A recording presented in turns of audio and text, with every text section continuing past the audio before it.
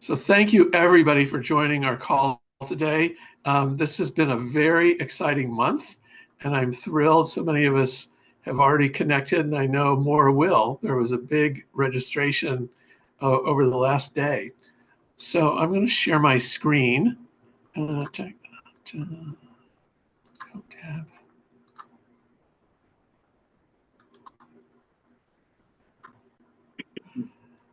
Okay.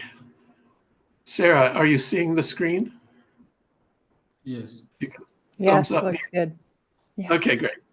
Okay, so thank you all for joining. Yes.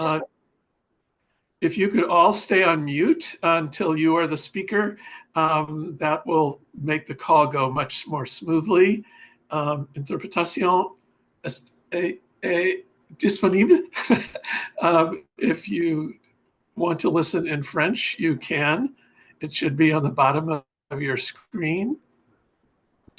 And Dr. Paul Marie is providing the interpretation. So I'm going to give a brief overview on the movement for those of you who are new to it, just a couple of minutes. And then we're going to hear from two of our colleagues who attended the Africa Climate Summit, the first Africa Climate Summit, a very big deal. I'm sure you saw it in the news. Then we'll hear from Ruby James on the Africa Biodiversity Collaborative Group, which is a big part of preserving our environment and hit very hard by climate. And then I'm going to give an overview of the United Nations General Assembly meetings that just happened, a SDG Action Weekend and a summit conference and several high-level meetings. And then we'll talk about the events coming up in October, and there are a lot of those. So this movement was launched at the SDG Summit in 2015 on the same day that the world agreed to the Sustainable Development Goals. We have more than 1,500 local civil society groups across about 30 countries. 17 countries have formed national associations for collective voice and action in their own countries. And we're in the process of energizing, supporting, really making these networks strong in each country. The goals of this movement are first that we recognize that achieving the Sustainable Development Goals requires action at the community level. And in fact, I'll mention this at the summit, finally the United Nations has discovered this fact and is behind it. So our goals are voice and agency for women, youth, people with disabilities, and marginalized groups in local decision making. Second is that communities have adequate local finance, at least a 20% share of the national budget, and that there are mechanisms for funding community-based organizations. Third, good local governance. Our partnership with local governments is really the key to sustainable progress.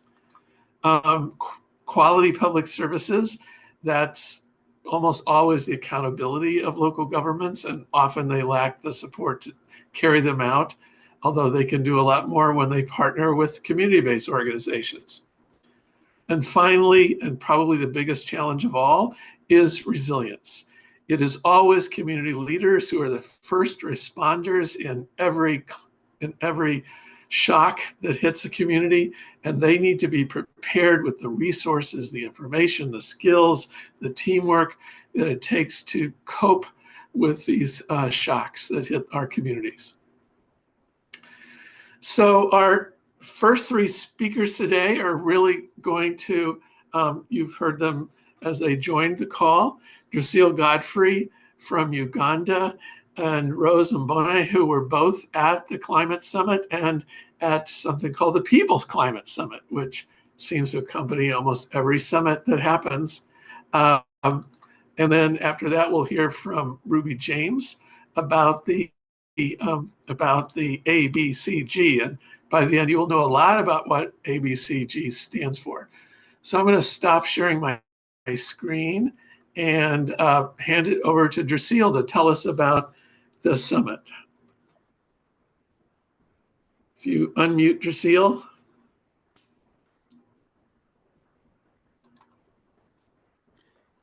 Thank you very much, John, and thank you very much, everyone who is in the meeting. My name is Richil Godfrey from Uganda, the Executive Director of local-based CSO, that is called Community Empowerment for Transformation Action West Nile SEFTRA. SEFTRA is a women-focused and youth-led organization that is operating here. And we are now, I think this should be our third year as a member of MCLD, Uganda chapter. And since we joined MCLD, Movement for Community Led, and since we started putting the communities first, in the safety in the power to communities, and our interventions have changed, and we're getting more community engagements and like that.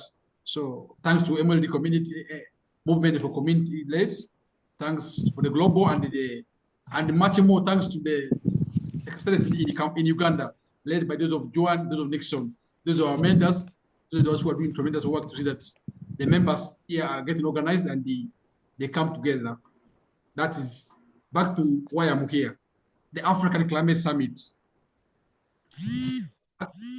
This was Africa had its first ever climate summit that took place in Nairobi, 4th to 8th, 6th to 4th to 4th, 4th to 6th, and the 6th to 8th, called the Climate Summit, the Climate Week, and the Climate Summit.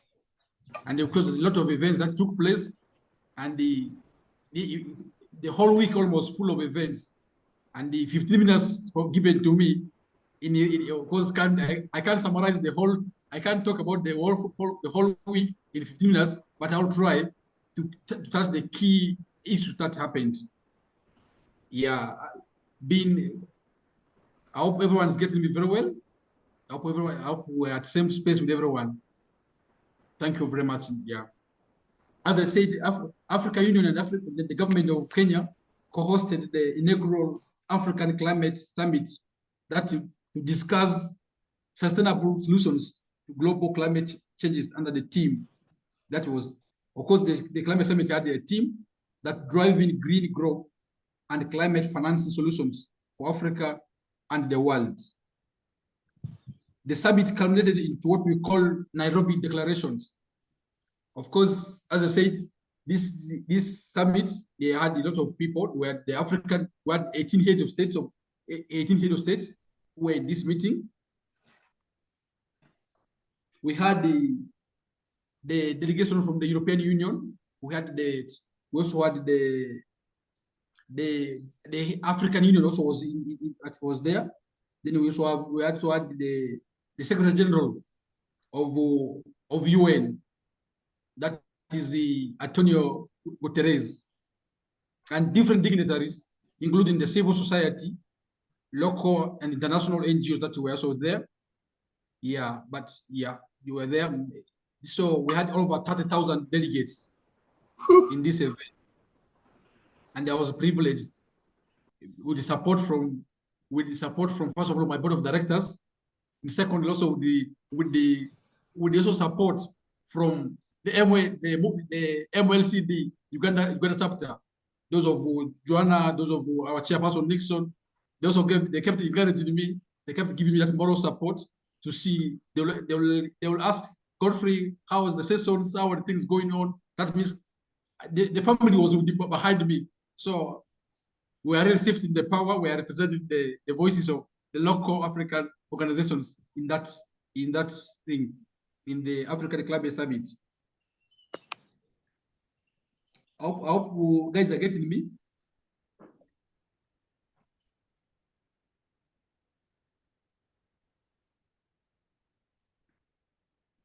Yes, we are getting you. Thank you. Of course, this being an African Climate Summit, there's issues to address issues of Africa. They were, first of all, this because the climate impact, the climate crisis, what we're experiencing here, it is something that is caught in the attention of the whole world. And much more, Africa has been one of the, Africa suffers most when it comes to also the climate impact. This is due to the activities that are done by the global West. A lot of interventions that they are done here, that have been done in our land. So that has caused a lot of impact, that is the climate crisis. So one of the things was to hold the international community, the global South, the global West, because now they call us the global South. Those maybe who did, maybe those who have done a lot of things in our region, in our continent, to hold them accountable. Back time, there have been a lot of promises that have been made to Africa, that have been made to us. A lot of promises have been made, commitments when it comes to financing, in terms of financing, climate financing, in terms of first of all, adaptation, mitigation. So a lot of the donor countries, the US, these big countries, made commitments. I think when back to 2027, there was COP27 that took place last in Egypt, where a lot of billions, actually 53 billion, that was promised. That was promised to, it was pledged, actually it was the pledge that was made to finance the climate changes issues in Africa. So after these pledges that were made, 53.4 billion, actually 2.4 was fulfilled. That is 2.4. That means out of the 2.4 billion, 1.1 was in form of loans to African countries. So 900 something was in form of grants. So then now people, so the African leaders were saying is like these conferences, they have become so ceremonial because people get into make commitments to Africa and they're not fulfilled. You can imagine up to 53 billion if only 2.4 is given. So the aims of this summit was to still remind those countries, the West, the global West, about the commitment. 14 years ago, there was also another commitment that was made by them by saying that they will be committing $100 million to Africa to finance climate things annually. But this has also not been taken place. It has also come to its implementation. So one of the things people were saying, the African leaders were saying is, please, you have committed, you have done something here. So why can't you walk the talk? Why can't you fulfill the promises you have made? So the heart of the summit was about climate financing.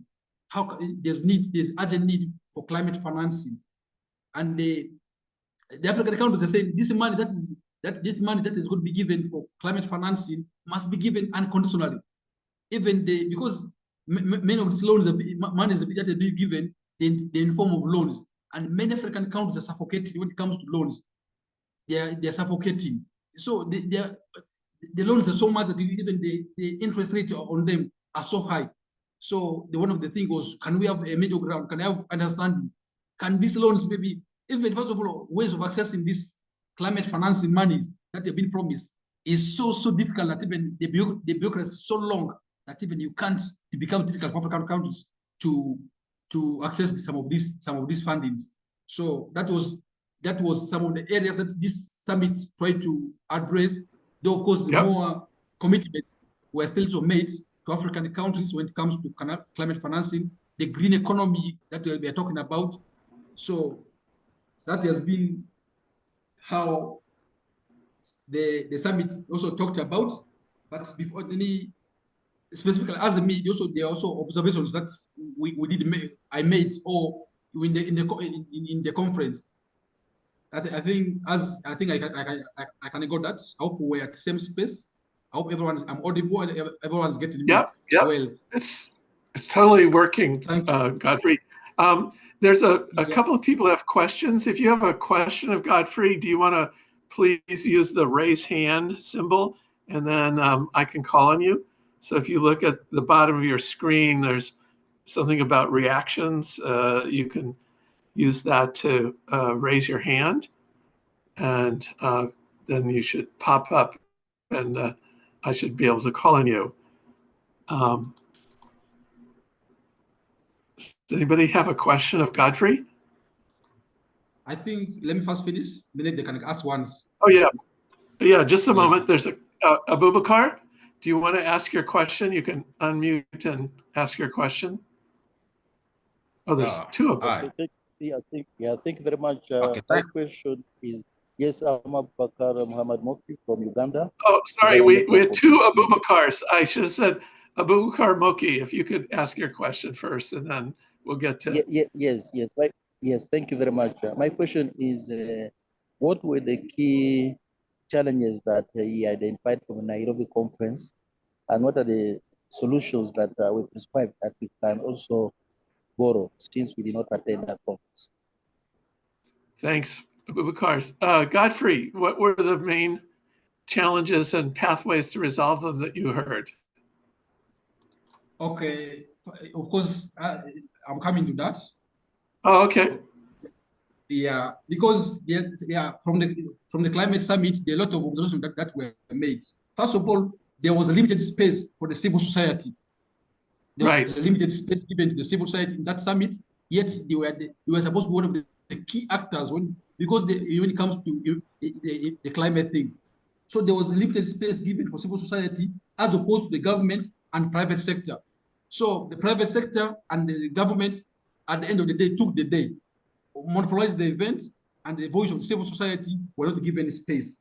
So that was one of the challenges which general, because even when we were there, a group of civil society from there started protesting that we are left, first of all, their voices are left out. We stay with these people who are affected with the calamities, if it is the drought, if it is the overflooding, if it is we stay with the communities. So we ought to have given time, space to bring issues at grassroots level to this meeting, but this meeting did not cater for civil society. That's one of the challenges that was there. That is a perpetual challenge when we deal with these governments. Yes.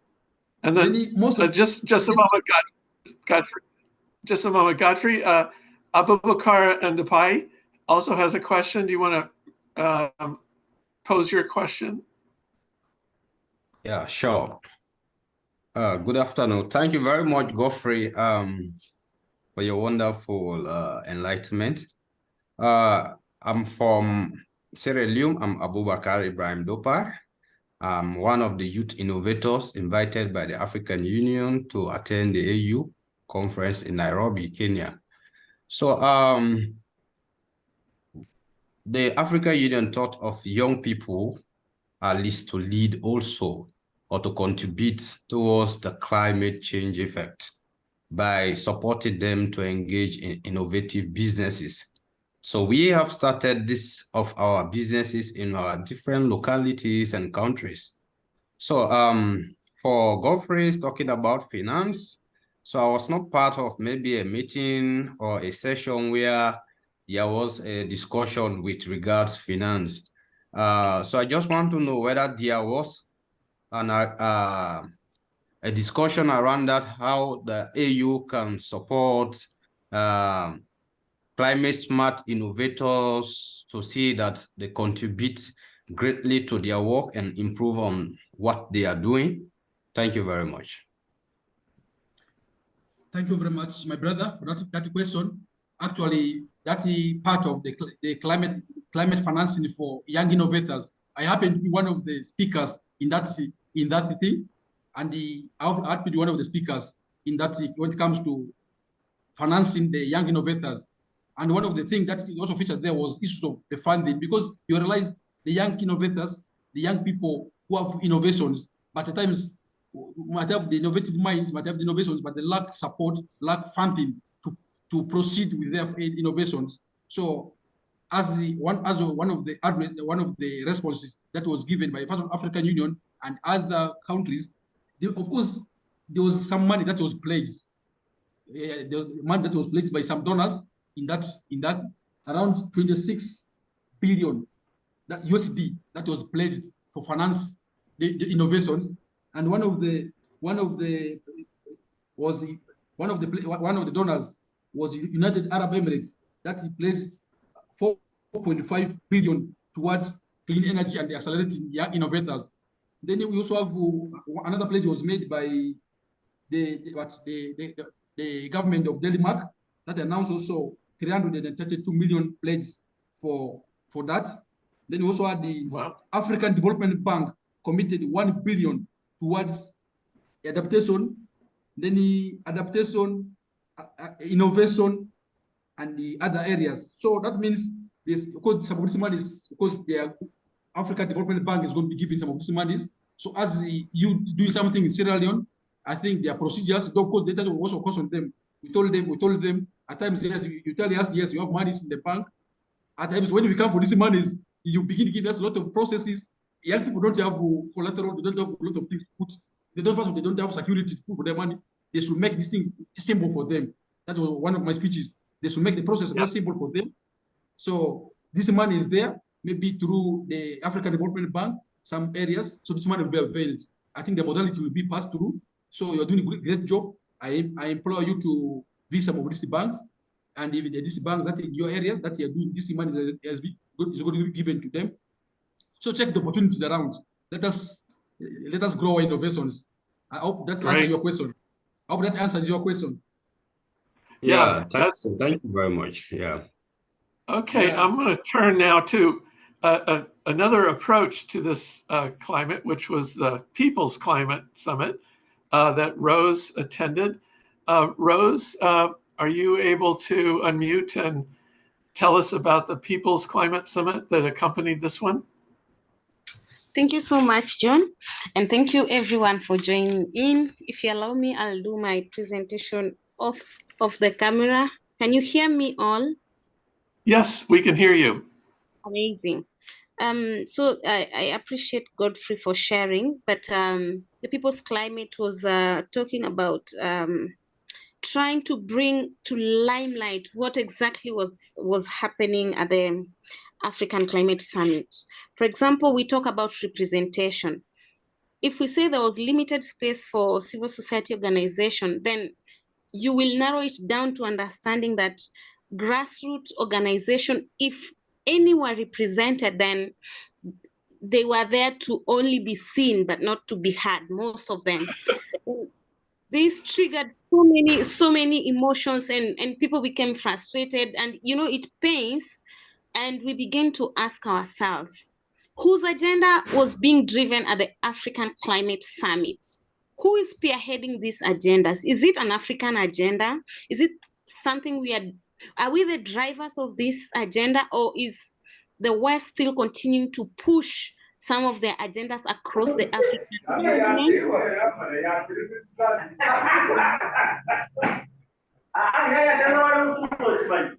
Sorry. Yeah, sorry. Oh dear, we've got some background noise. Let me see if I can find who's making all that noise and mute them. I think they got it. Okay, go ahead, Rose. Sorry about that. I was talking about whose agenda, and when are we honestly going to have honest conversation and tell the West that, stop dumping death on us? When are we going to remind them that they're the biggest polluters of the crisis that we're facing as Africans?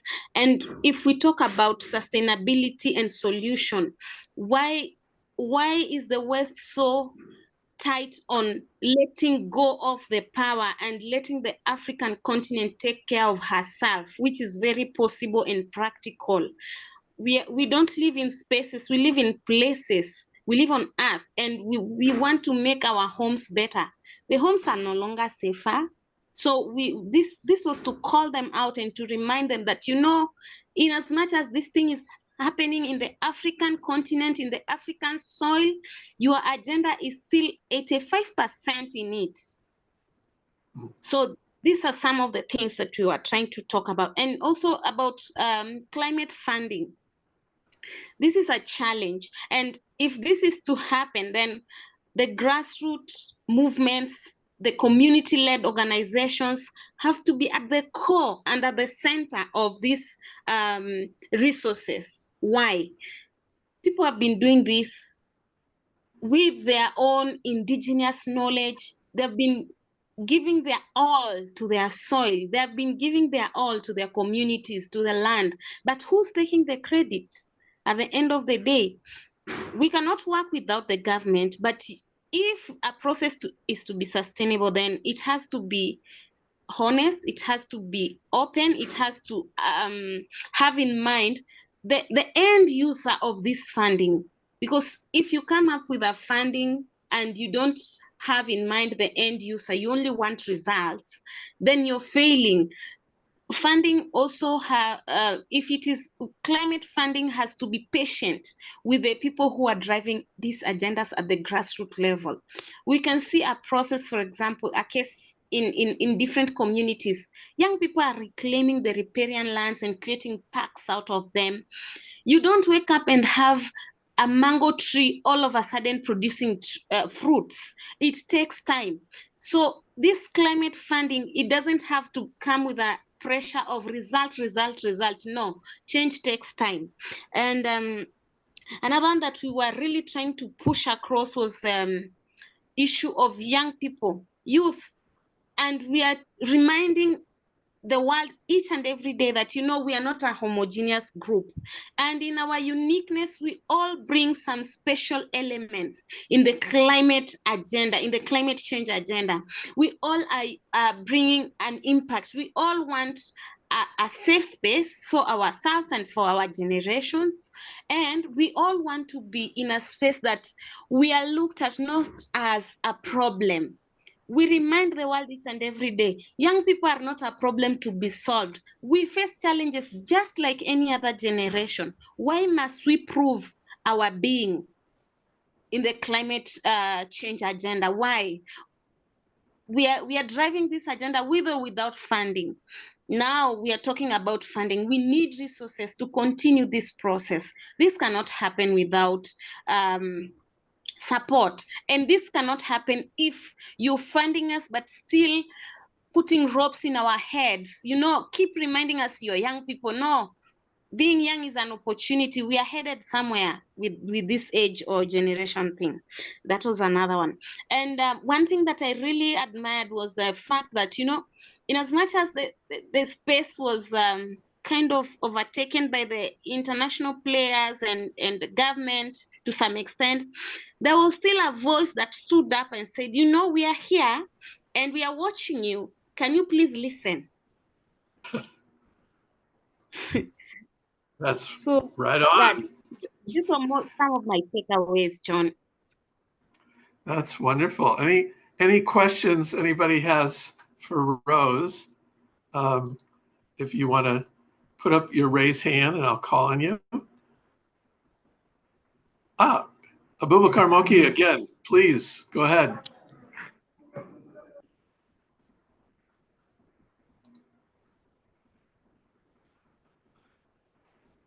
Yeah. What I want to find out whether she had a structured document that was to be used for engagement, such that even if there was no opportunity of direct engagement, they could share the document. So was there any written document by the youth in this case?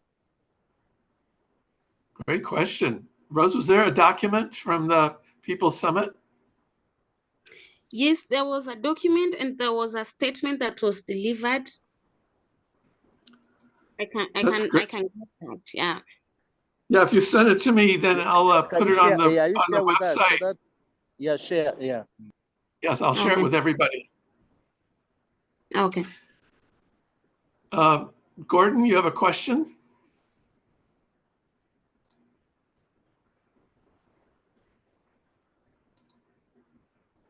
Gordon Tuzwegi?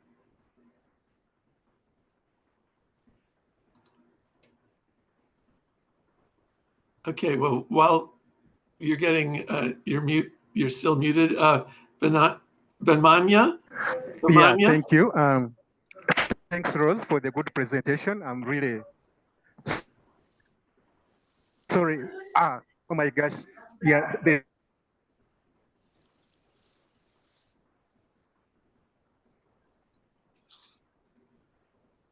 Benmanya, we can't hear you. Do you want to try again? Yes, can you hear me now? Yes, please go ahead. Oh, thank you so much, John, and other speakers who have just been speaking to us. I'm Bemanya calling from Uganda. My question to both Godfrey and the speaker who has just spoken is, I'm happy that they were heads of state and some of the African countries are embarking on industrialization as a way to improve the economy. But we know the coming of industries also has got an impact on climate. Was there any commitment, for example, by those heads of states, like we have seen the use of plastics is becoming a menace in most African countries. What commitment was there from those leaders that is going to be a plan for the countries to improve on the climate? Thank you. Good question. So not only commitments, but specific to plastic pollution. Godfrey, were there any commitments to dealing with plastic pollution? I remember I was in Burkina Faso and it used to be so clean there. And now everywhere there was plastic. Yeah, thank you very much. I think the issue of plastics also featured because you remember this year's theme of the World Environment Day, beating plastics. So I think the issue of plastics also featured. How can we be able to control plastics? And I think that's also featured in the commitments. I think I'm going to share the commitments with John shortly. I have the soft copy of the commitments that were made by the African leaders. I think maybe also I'm going to share with you so that you can also share with the other members on the platform. I think that's okay. Good, thanks, Godfrey. Then Annette. Just one observation, just something to add a bit. Yeah. Go ahead. When Just my sister, when he was, go ahead, Godfrey. Yeah, when my sister was presenting about the issue of the CSOs and the people's climate, and one of the things that CSOs got as a challenge was, many CSO networks that applied for side events that they were turned down. Most of the side events that were organized there's nothing about African. It's either DC, and first of all, secondly, when it comes to exhibition, the camps, the booths, there was no local grassroots CSO that was allowed to exhibit. Simply why? The money was charged too excessively. They were charging per day $2,000. Telling me which CBO, which grassroots organization that is struggling funding can afford $2,000 per day to exhibit their ideas. Even those who tried with their small money to apply, they were still turned down. So that was a challenge. That was really very challenging because we could not showcase what we're doing on a grassroots level to the communities outside, to everyone, because the thing was charged exorbitantly. So I think that was one of the issues that affected also as one of the challenges that affected the CSOs so much. Wow. Because yes, thank you. That's tragic. Just tragic. Annette, you had a question. Go ahead. Yes, thank you. I want to know what we can do as advocates. Surely everyone on this call agrees that what happened was very unjust and terrible for humanity, really. But except for reverberations after, while this is still kind of recent, what can we do in the long term as far as advocacy goes, and especially is there a hashtag? Is there some concerted campaign, especially among the larger international organizations, to keep this in front of mind? Great question. At the summit or the People Summit, Rose or Godfrey, were there any new networks set up for an ongoing campaign in Africa? Yeah, like as I said, in Kenya, there are some groups that some group of civil society that protested in Kenya about the unjust treatment of CSOs in tech. Then also of unjust treatment of CSOs in the civil society. But I think there's a movement that they are going on. I think they're organizing Of course, we want our voices to reach to the international community. First of all, we are sending a message to African Union, to the beginning from Ruto, the president of Kenya, secondly, the African Union and the global world, that anything that is done by African must be owned by Africans. Africa must be center of itself. The same way movement for community leaders, advocating for communities to own their things, Africa must be defined by Africa. Even one of the side events, I told them, local people have the solutions to the local problems. You don't need to bring an expert from America to tell us maybe how we should live in our community. We have the solutions to our problems. We know our problems. We can solve our problems use ourselves. Excellent points. Okay, Peter and then John. Peter? Yes. Can you hear me? Yes, we can. Go ahead, Peter. Yes, I have a question for Godfrey. He was talking about 53 billion pledges being made during the climate change summit, and only 2 point something was given. The remaining was not given. I just want to know whether reasons were given why the remaining pledges were not fulfilled, if reasons were given to them. Great question. Were any of the excuses given, or it was just ignored?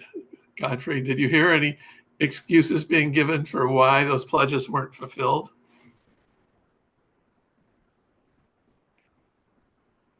Looks like Godfrey's got a connection problem. Rose, did you hear any reasons why those pledges weren't fulfilled? I think it was not so clear. The why was not so clear, but we kept asking ourselves that even the small percentage that was given, how is it going to impact the African continent? Is it going to remain at the government level? How is this going to be managed, and how is this going to directly impact the communities that are striving to battle the climate change crisis on daily basis? So I think there is still a why and a very big gap on how is this going to happen. Yeah. Yep. Thank you, Rose. John Matton, did you want to ask a question? Go ahead. I would first like to say I appreciate all the speakers for, helping us understand what they've been doing from their perspective. It educates me and then gives me like another step of awareness when going through the motions like they did. Yeah. I would want to suggest, because I think there was an earlier question of how do we tackle problems we face, especially as NGOs that are not recognized or are not brought to the table when discussions about grassroots are being, grassroots development is being done. I would want to say that one of the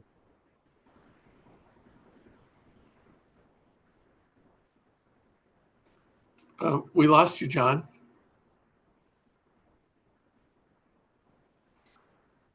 things that attracted me to MCLD. Yes. Hello? Now we hear you. I'm sorry, I think the network just got bad for a minute. One of the reasons I was attracted to MCLD was the potential for networking. Yes. I think we're overlooking that a lot. The truth is, despite what the people in MCLD are doing and a few others are doing, Africans need to realize that nobody cares about us. That's the truth. I know it's not pleasant to hear, but that's what it is. The only way to overcome that problem would be to begin to network with each other. You've already provided a good platform.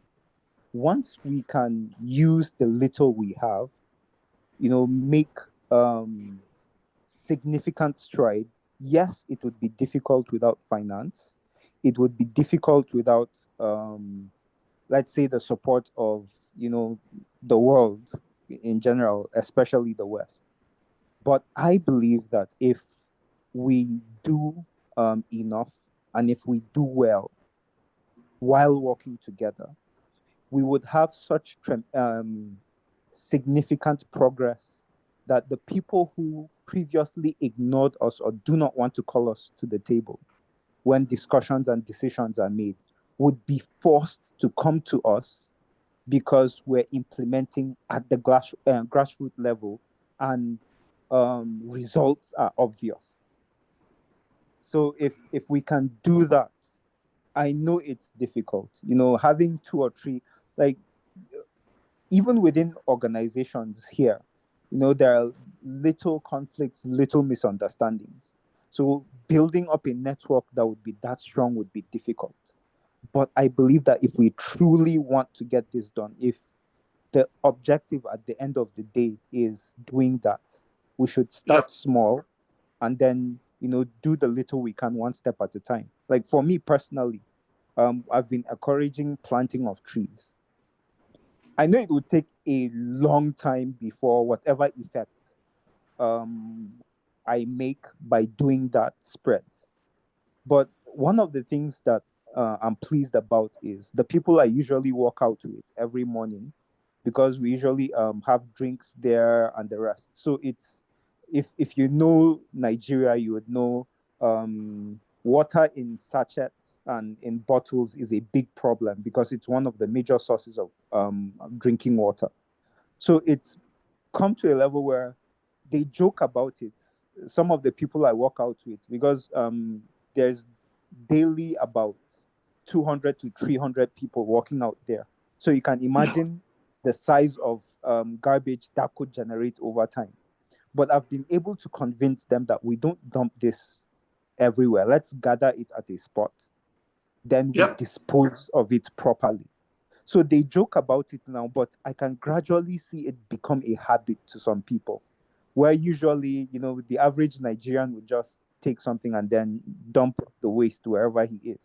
So I believe if we start small, another truth is that I believe as Africans, we should know that the development we seek, the change we want, may definitely not be in our lifetimes. So we should not be in a haste to see results. At best, we should be content with planting the seeds or, being the foundation others build on. So with these two, being ready to be a platform others build on in the future, and then collaborating at grassroots level for significant change, no matter how little, I think we would start to make, progress. And then the West and whoever is holding on to resources that do not want to release it would be forced to come to us when they see that we have verifiable results of the work we do. John, thank you. Lots of wisdom in what you've put forth here. And in fact, when I get to the UN General Assembly part in a few minutes, I want to come back to this issue of networks and the ability to get people to actually fund networks. So I'm going to talk about that a little later because there was a lot on that subject in New York. We have Yeshitila and Jacob and John, if you could, and Jack, sorry, John already spoke, lower his hand. So if the four of you could each, maybe in less than a minute, add something here, then we're going to need to move on. Okay, let me start. Can you hear me, John? Yes, Yeshitila, thank you. Thank you, all the speakers. And I just want to add a few points from my perspective. When such meetings happen, usually they talk about like a big amount of money that can be accessed by the government. But I believe that there are some things that we can do without even that money, the small actions that can be taken by the community as a grassroots level who are mostly affected by the climate change and the impact associated with it. And so as members of this MCLD, I think we can identify something, some small actions that can contribute to some big thing in the future that we can do. So what can those small actions be? From my perspective, I think the issue of climate change is not something big as such, but it is something that can be done at individual level. How can we create those awareness at local level? How can we mobilize people so that everyone, every citizen can take something, can do something small that can contribute to the bigger goal? So I think always instead of, just looking for that big fund, we can do something small. And I would like to emphasize on the previous speaker on how we can collaborate as a CSO so that we can identify doable actions and then move toward implementing results. Good. Thank you. And call out the TV cameras too when you do it. Great, Yeshitela, thank you so much. And Jack from ZGF. Yeah, thanks a lot, John and the other speakers. I'm Jack from Zambia. I really appreciate the views expressed by the speakers regarding Africa being marginalized and that Africa, we are all by ourselves. Yes, while in some extent you may say that, but I think the world we are interconnected. There's this issue of interdependence. Let's bear that one in mind, and let's not just be like crying babies. I'm sorry to say that, but let's face things very straight. We have the problem. Okay, we may say that the West is doing this. There are these industries that are polluting the environment. That could be true, but the issue is that I believe each one of us should clean their corner before we see, okay, if we have a problem, let's see how we can have our homegrown solutions. Look, we are community-led development. So in that case, there's so much that we can do. And then others would appreciate, like another speaker said, to top up on what we are doing. Of course, I've lived on Earth for over 6 decades. So I'm on the other side of the other side of life. So let's have this kind of new energy which you have as young people to really see what we can do on our own, like others have said, so that we can see how we can attract others. Because those funds which are in the West, those are their funds. Let's face the fact. Those are the people are making that money. Why don't we make the money here also that we keep our governments accountable, we keep the corporates accountable in our countries to ensure that the CSR, the corporate social responsibilities, come to us to do our work. To me, let's keep our governments accountable. Let's keep our corporates accountable. Yes, if there are multinationals in our countries, let's keep those accountable so that we act local, because the answer is local. Thank you very much. Thank you very much. Jude, did you have a comment or question? Yeah, thank you very much, Dr. John, and all the speakers. Want to use this opportunity to congratulate them for dynamic presentations. But looking at the subject matter, we have come to understand that the international civil society organizations have refused to shift power to the local organizations, which I still believe in, that the MCAD, being the community-led development, we still have a virtual power to continue our advocacy in shifting of power to local communities. Because the local communities, we are the power drive to the local development in our communities, because we are in the community. We know the problem. We know the challenges that people are facing. And we have the legal power and the virtue to solve that problem within ourselves, because this is a problem we encounter with them every day, and we've seen the problems. The problems are on the ground, living with us. So without us advocating for effective shifting of power to local NGOs, we will not be able to achieve a sustainable development goal by 2030. And climate change will still remain as it is. It will remain standstill, nothing will happen. But as a matter of we as local NGOs, we have come to realize that the power has been hijacked, and the power, the hijackers refuse to relate the power to the local NGOs. It is also our bandity to cooperate, to decolonize the resources we can identify within ourselves as a network for effective development that we speak out in the global world. So I want to hand over so far. Thank you very much. Okay, thank you so much. And Anthony, I see you've added your hand. If you could hold off, we have a couple more speakers, and then we'll maybe have time for more questions and comments after that. I want to introduce Ruby James, who you see there, to tell us about ABCG, the Africa Biodiversity Collaborative Group, and which has recently joined forces with MCLD Kenya and hopefully others. You know, because much of what we had a call a few months ago about this framework for shifting 25% of climate funding to locally led adaptation. That's something that lots of people are pushing. Hopefully a lot of people will be pushing it in the next COP.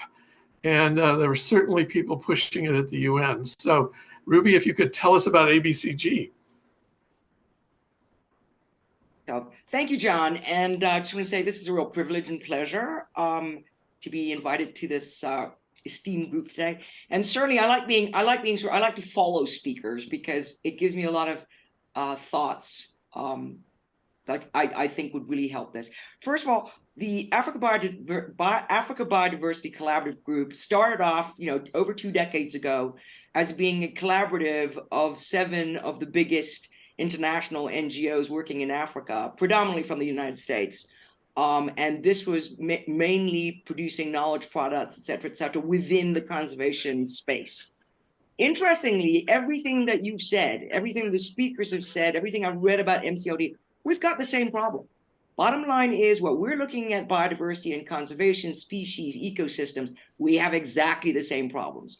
So I think what I'd like to sort of look at is, the Africa Biodiversity Collaborative Group did start off over 2 decades ago with funding from USAID, but the whole idea behind that was that they recognized they could not do it on their own. Let's not forget how big our continent is. I myself am from the smallest country in Africa, which is the Seychelles, but the bottom line is, let's face it, we cannot solve all of Africa's problems when we think about the size and scope, the cultural differences, the language differences, et cetera, et cetera. So we can no longer be this one-man show. Bottom line is, if we look at technology right now and our ability to connect with each other virtually, we don't necessarily have to get on a plane and travel and go to all these conferences. But I cannot agree with the previous speaker more than to look at we need to collaborate. Because here's the thing, we've worked in silos. In the conservation world, we were accused of the find fence fight, where we didn't want to have anything to do with people. We wanted to protect species. We wanted to protect ecosystems. And so therefore, we really did not want to deal with people. At the end of the day, folks, what I want to appeal here is that ABCG is not just about looking after animals and species and trying not to deal with human beings. We have, over time, evolved into recognizing the absolute need to hold hands with community-based organizations to recognize the rights of people to utilize natural resources for their benefit, but in a sustained and protected way. One of my former colleagues here mentioned planting trees. We love it that you plant trees, but from a conservation point of view, we want to make sure it's the right tree. Because what we've had here is people just planting trees randomly without making attention These are indigenous trees. They are valuable to the ecosystems they're on. For example, eucalyptus. So what I want to say here is that who we are, you can see us on our website, abcg.org. You can find out anything you want about that. But I think if you will allow me to make this plea, because I think what's important here, I've heard words like advocacy, networking. The important thing is for us to realize that we cannot silo ourselves into the mandates of our organizations alone. We have to look at how we maximize our resources. If the conservation world has money, then let's look at how we utilize that money. At the end of the day, part of our problem in Africa has been and continues to be we work in silos, whether it's national boundaries or governments, we don't talk to each other. At the end of the day, and God bless the Africa Union, but a lot of people don't even know what happens at the Africa Union level. When we were looking at what happened with ACC, my sister Rose actually pointed out something that I, who live in Nairobi, did not know, that there was a people's conference going on. So, you know what ABCG is. We're collaborative. We're conservation organizations. We're dedicated to sustainable development without absolutely destroying our ecosystems. I wrote something that and it's short, so I don't want to, I wanted to say this. Signing this MOU shouldn't be about a piece of paper, but a commitment, a promise, a duty to serve, honor, and respect the people, places, species, and communities whose value, voices, knowledge, and inclusion have been so far ignored. The movement for community-led development works on the belief that every human person has a fundamental right to voice in the decisions that affect their lives, and to equal and affordable access to the fundamental public services through which they achieve their full potential and take strategic collective action to reach its objectives. As a conservation collective, the Africa Biodiversity Collaborative Group has made a commitment to its members and through them to the wider African communities and ecosystems to conserve, protect, and perpetuate life on, under, and above land, while recognizing the rights of human persons to make use of natural resources in a sustainable manner so they can contribute to the development and achievement of the SDGs now and in the future. Quoting from Mr. Downs, who's the CEO of the International Fund for Animal Welfare, and I think this is really important. When we choose to protect biodiversity, we are in essence choosing to protect ourselves. This powerful concept may seem obvious to many at first, but it is sadly strikingly absent from the conversation of the day. Let this MOU be just that, an understanding that we will work together, share and transfer knowledge and resources with respect and humility for and by communities, both human and non-human, towards a fair and equitable existence where we prosper and live in harmony. I will conclude by saying this. I've been working in development in Africa for the past 30 years. Unfortunately, started off by working in the 90s in Somalia, and we all know what happened with that country. What I want to propose here is we have resources and knowledge that NCLD can use to benefit themselves and their communities in terms of learning how to coexist with and benefit from the natural world. And we, the people in the conservation world, need organizations like NCLD because we need those grassroots folks to understand what it is that is happening to them and provide to them scientific knowledge and knowledge transfer in an African context to help them and enable their communities to survive within the natural world. Because we forget one thing here. I couldn't agree with the speakers who said this before. It almost seems like in the past decade, everybody's jumping up and down about indigenous people and communities, and like we didn't exist before. We have been the curators and keepers of the natural world for millennia. As Rose said, you don't have to teach us how to look after our land. I'm a little bit hesitant when I look at these huge pledges that have been, because trust me, the pledges have been made for the conservation world as well, and every other sector on our continent. Let me say this, and again, I think, John, you said this. When you said the little we have, John, let me correct you there. Africa is the richest continent in terms of natural resources. The little we have is what they want, and actually the lot we have, we're getting nothing for. Importantly here, we need to learn how to talk to the Western world, the Northern world, the Southern world. At the end of the day, what I think is important is if we look at the resources, and this is why this MOU is so important, we want to hold hands with MCLD to help MCLD and have MCLD help us in making this world a better place through protecting biodiversity, the world we live in, the air we breathe, the species that we need to survive. So in a sense, everything you're saying are the problems we have. Everything you're saying are the opportunities that we create. At the end of the day, it is harmonization, alignment, and coordination that is going to enable everybody to benefit from the scant resources that we might currently have, but certainly to have access to the resources that the world will end up giving us when we can stand united, not as different sectors, but as Africans who believe that our continent is worth saving. And for me, that then becomes the rallying cry to everybody, irregardless of where you work. Protect our continent, protect our youth. Importantly, at this point, if I don't know, I can find somebody who does. And I really hope that you will exploit this offer of utilization of resources, because that is the only way we are going to get past this hump, and the only way that we're going to stand united behind an Africa we want in the future. Thank you. Oh, well said, Ruby. Woo! So I just heard so much call to our action and finding then ways that we can actually realize that through information sharing and networking. I think this, I know you've made this agreement with MCLD Kenya, but we've got a lot of countries on the line here that just some of the simple questions that you mentioned in terms of what is the meaning of a different trees. I used to live in California where eucalyptus had destroyed the ecology of the entire state. Same as rabbits destroyed Australia. So it's really important that I know, that kind of information is something we can share. Michael, do you have a quick comment or question before we move to the next item? Please go ahead. You're muted, Michael.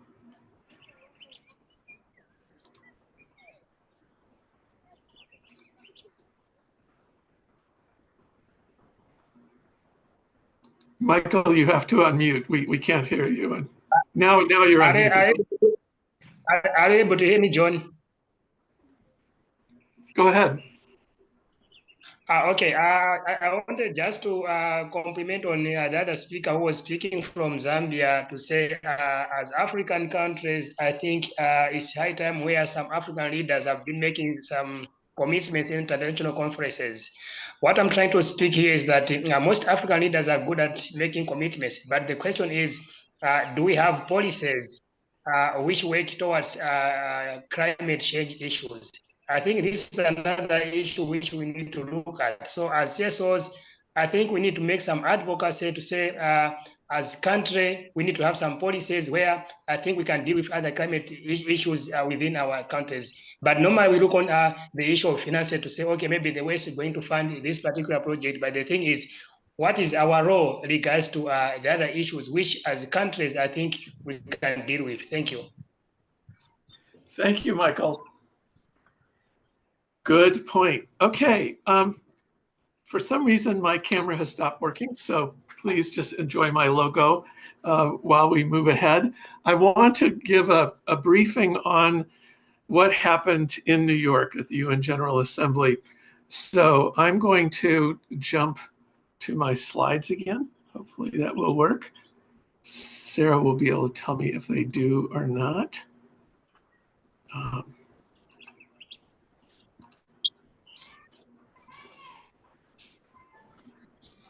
Okay, Sarah, are my slides working? Yep, they're working. Okay. So the UN General Assembly was held, and it was held, it started the weekend before the General Assembly with something called the SDG Action Weekend. And they built this really cool temporary building that you see on your screen in the north lawn that had 17 doors, one to walk through for each of the Sustainable Development Goals.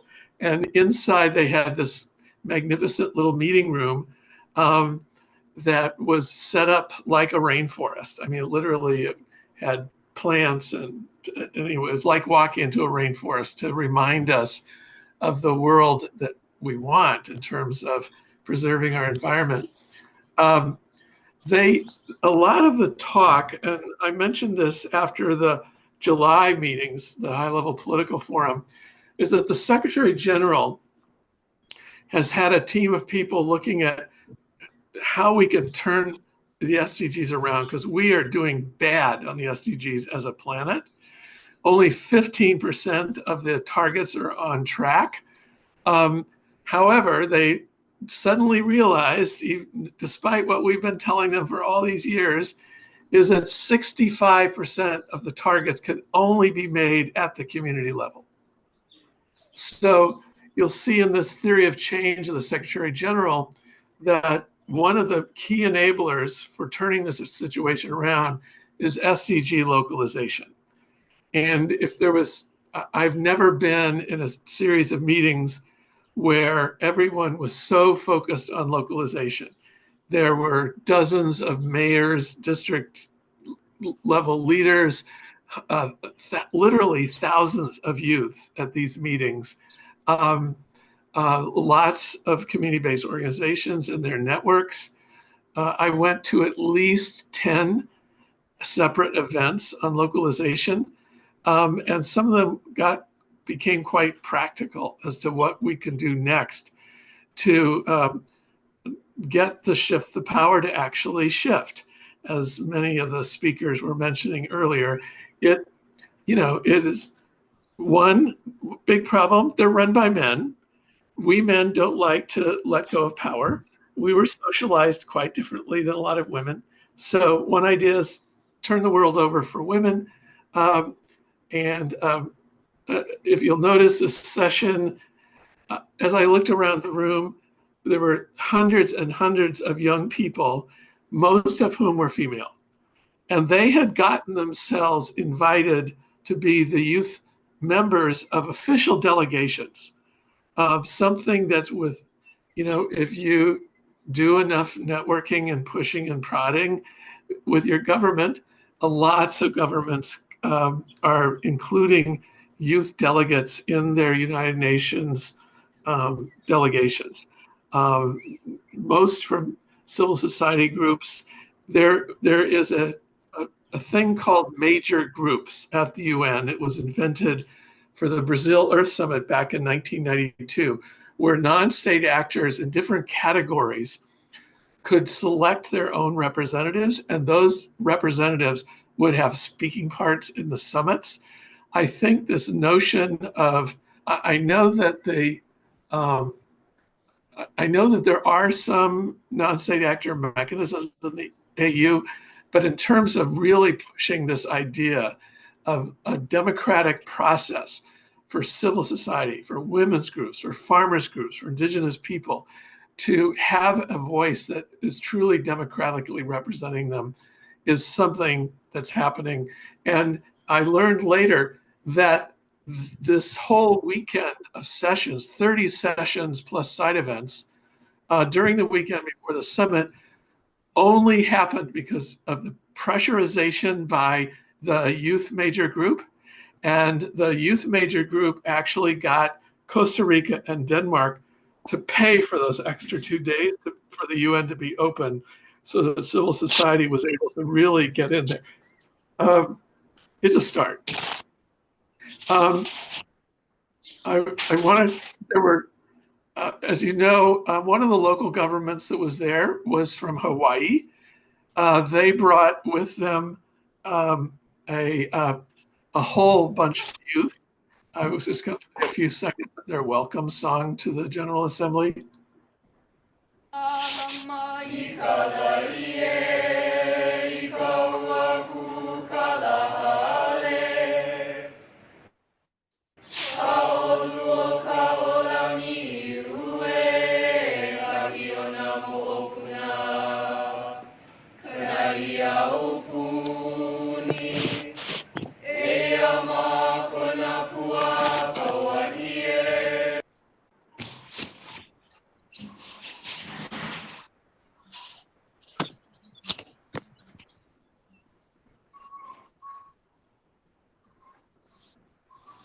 So Sarah, did the sound come through from the singers?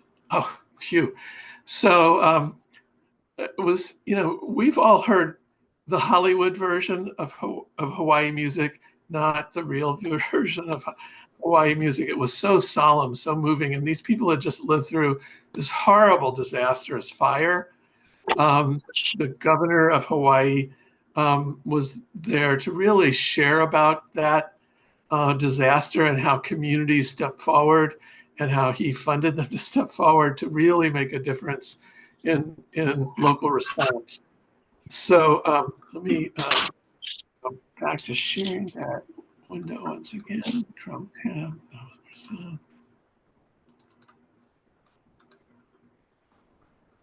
So here are a few of my takeaways from attending this 8 days of meetings in New York. There was a lot. There were big sessions just on the subject of why people won't fund networks and what we can do to transform that. And in fact, USAID put its voice behind a declaration that I will put linked to the website from this event, where they got 15 major foundations to commit to funding networks. And a big discussion on the power of networks. Why fund networks? Traditional foundations don't like to do that. They like to be a mini USAID that just wants a return on investment and a result overnight and yada, yada, yada. That model was really pushed on hard by the African woman who runs the Teach for All in Africa. One of the moderators said, well, why don't we just pay for results? That's a good model. Let's just do pay for results. And she very kindly looked at him with a big heart and said, well, you could do that, and it would perpetuate the colonial mindset. It was like, whoa. He jumped back in his chair. I mean, this guy, this American guy, he really took it on the chin for that one. But it's serious, and I'm going to try to pull together the points that were made on how we can convince people, because there isn't an instant like quote result, sectoral result from building a network. What there is mobilization of a lot of leadership, mobilization of action at scale that eventually does change the world. But we need to fight for that initial investment that networks need, whether it's from local CSR, from community philanthropy, or from the big foundations. It can happen. Second was this whole issue of that commitment that these now 19 bilaterals have made to localization, and 15 foundations have made to localization.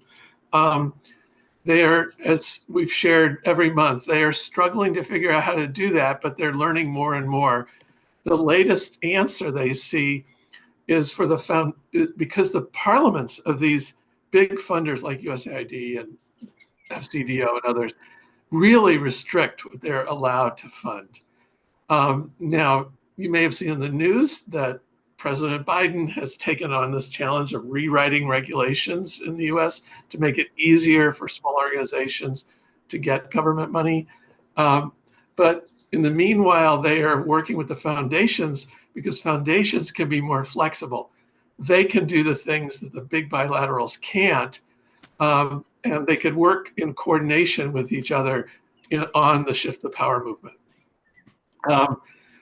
Third thing is a lot of our organizations do work closely with the district governments, the sub-district governments, the county governments, and we should do more of that. They have so much political power, so much more political power than we do when it comes to our ability to talk to our own governments, that if we can find common ground with the Association of Mayors, with the Association of District of local government people, because at the end of the day, the community community-led development is that kind of partnership between local government and local civil society, and we need to amplify that and use their political power to push our agenda.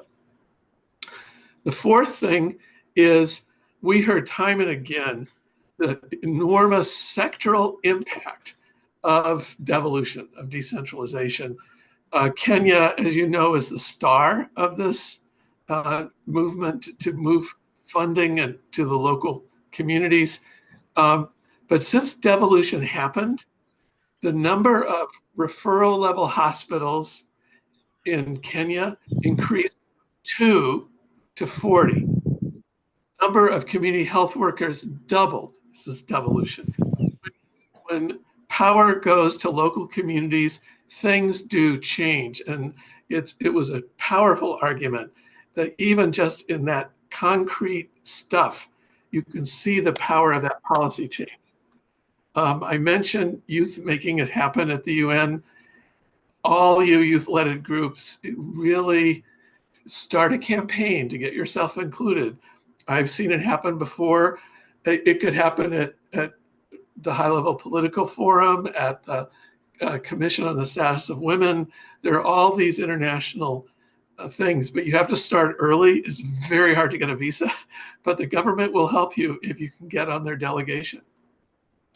In addition to everything about localization, there were big new commitments made for universal health care, of really expanding community level health facilities. A big push for that on the special high level meeting, and also on keeping the promises of climate change, which was, as you heard, a big issue for all of us. Finally, and perhaps catalytically, there has been a big study done on how poorly the UN has done on gender equity, and a big campaign internal to the UN to really transform itself on gender equity. So those were my takeaways. I'm going to write stuff up and we can share stuff on email. I got to meet a lot of local government people, and I am talking with, there's an official thing called Local 2030. And it's a network mainly of these intergovernmental local organizations. But I think MCLD should have a big voice there. So I met with them while I was there. I am going to get us in there. Also, there's a network called UCLG, United Cities and Local Governments, that a lot of mayors from your countries participate in. And that can be another pathway for us to network our network with their networks and carry a common message of action to our national governments and to the world. So that's kind of what I came away with. I'm going to mention we're running out of time, so I'm going to mention what's coming up next month, because I expect all of you are doing something important next month, and I hope you'll take lots of pictures of it and share them with the movement. So there is on our website, you can get links to all this stuff under resources, advocacy calendar. But Mahatma Gandhi, the grandfather of community-led development, his birthday is October 2nd, is the International Day of Nonviolence. A lot of organizations will observe that holiday.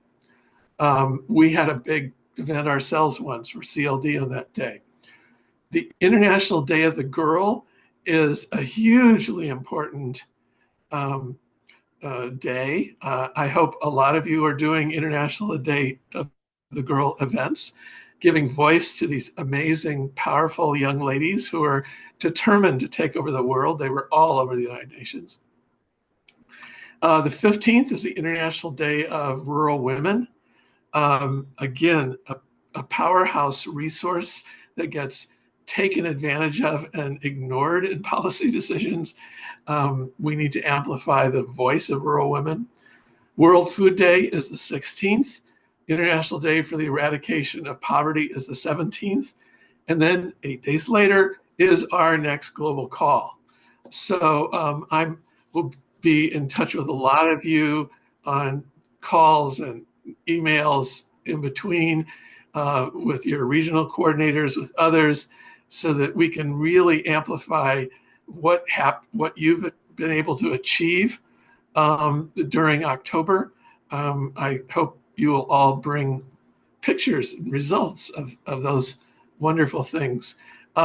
We want to have a global campaign around the International Day of the Girl. And Sarah, if you want to unmute and say a little about that. Yes, thank you so much for the opportunity. Just wanted to flag that as we come up with our statements and our messaging around International Day of the Girl, I wanted to invite all of our members to contribute to that big day of significance. If you work with young girls, if you have a message about girls' rights, the importance of girls in your work and achieving the SDGs, please reach out to me. I would love to include you and your work in our campaign. So I'll put my email in the chat and we can connect. Great. And it's pretty easy. Sarah, but spelled uniquely, S-E-R-A, sarah@mcld.org. So we have a couple of final moments. If Hi, John. Let me turn to our speakers. Hi, John. Godfrey, yes, please go ahead. I know you're coming to me. I just wanted to say something to Sarah about the National Day of the Girl. Good. Yeah, as a local organization here, we intend to have a lot of activities on that. We are trying to organize the Women Parliament for young girls together with stakeholders and other partners. We want to invite them so that these young girls can discuss issues that concern them, the issues around them, the women, the girl parliament. So I think that can also be featured. Maybe more will be said with you. That it can also be featured. Thank you about that. Oh, thank you, Godfrey. That's exciting. I think every country should be ruled by a girls' parliament. They should make all the laws. Rose, do you have a last word? Thank you, John, and thank you, everyone. Mine is just to appreciate the amazing work MCLD continues to do. Connecting these dots across the corners of the world is not that easy. We strive so much to connect, and I like the fact that MCLD is in the front line with support and making sure that we connect. And above all, is just to remind us that these challenges are not coming to an end now, tomorrow, but the small actions that we continue to do are adding up to one day looking back and saying, you know what, we did our best. Even as we hand over the mantle, we know we tried our level best not to leave it as we found it. Thank you all. Thank you, Rose. Ruby, do you have any last words for our call? Again, it is my honor, but I just want to throw something at you. In one of my previous lives, I was the regional director for Africa for the Scout movement. And I'd just like to remind everybody there are 57 million Scouts in the world. It is one of the biggest Scout movements. I know there's been a lot of negative press, especially about the Boy Scouts of America. But bear in mind, Scouting and Girl Guides in Africa is huge. It is an incredible, important community-based organization. And the informal education that they are giving to young Africans for over 100 years is either not known because everybody thinks that you forget. But please, I would ask you, hold hands with your scouting troops in your countries. They are incredibly dedicated young people, both boys and girls. And it's a movement in Africa that I personally am committed to, but they are part of the communities and respected part of the communities. So any assistance that you would need, I would be happy to introduce you to your national scouting associations. Thank you. Ruby, that's wonderful. You know, I recently wrote a memoir, and it started with my experience as a Boy Scout, and it changed my life. So, and we've had in the Hunger Project, we had such good luck partnering with the Girl Scouts in Bangladesh and other countries. And it was one of the young women who's a leader in the World Scouting Movement at the UN, led one of the whole sessions of the UN this time. They call it WAGs, World Association of Girl Scouts and Girl Guides. The WAGs. The WAGs. John, just let me just quickly say this. The important thing is here is that the scouting laws, and you'll remember this from having been a scout, they are expected by this scouting movement to teach and bring information to their communities. They are a willing and able volunteer group, and trust me, as the former regional director, the impact that scouting has in Africa is massive. Africa and the rest of the global South, by the way. Over. Thank you. Thank you. I know we all have much more to say. We're out of time, but I want to thank our speakers again. Thank you, Godfrey, Ruby, and Rose, and to all those who had questions. Our tradition here is that when we say goodbye, we unmute and we can all say goodbye together. So goodbye, everybody. Thanks so much for joining this call. Bye, everyone. Bye. Goodbye. Goodbye, goodbye. Goodbye, everybody. Bye. Bye. Bye. Bye, From Uganda, Kampala. Bye, Ruby. Bye. Godfrey, before we go, can I have your email? Goodbye from Liberia. Bye from Aya from Sierra Leone. Bye-bye. Goodbye.